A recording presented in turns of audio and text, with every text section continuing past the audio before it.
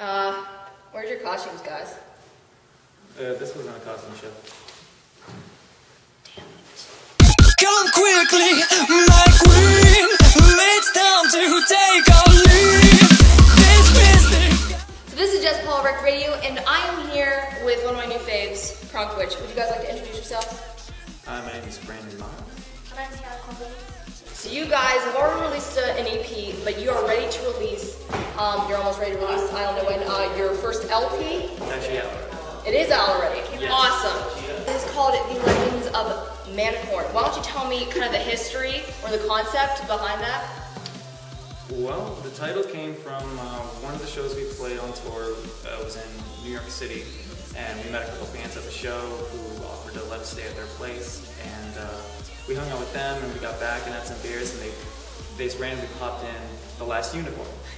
Brent and I jokingly talked about What would it be if a unicorn and a man were to make love? Because like what's his name, Schmeagol or Schmegel? From Lord of the Rings. No. It's a character in The Last Unicorn. I can't remember his name. the creepy old man. No.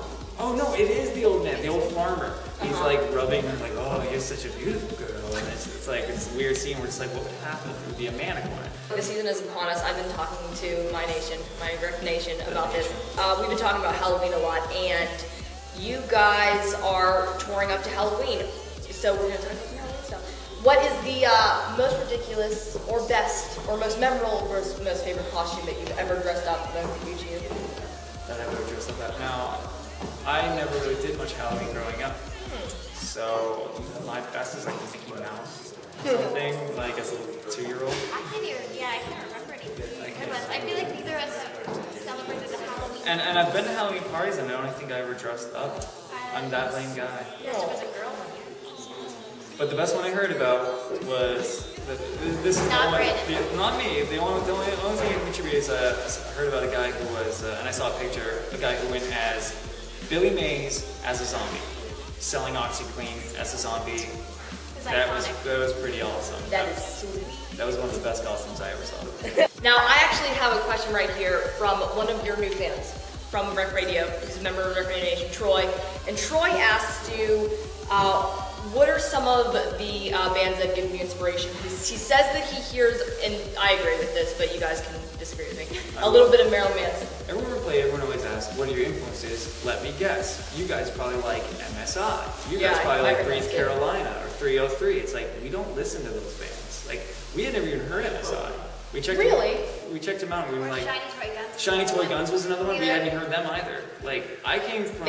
Wow, that's a weird one. I don't get that. Yeah, I know. I think it's just the electronic duo. I guess.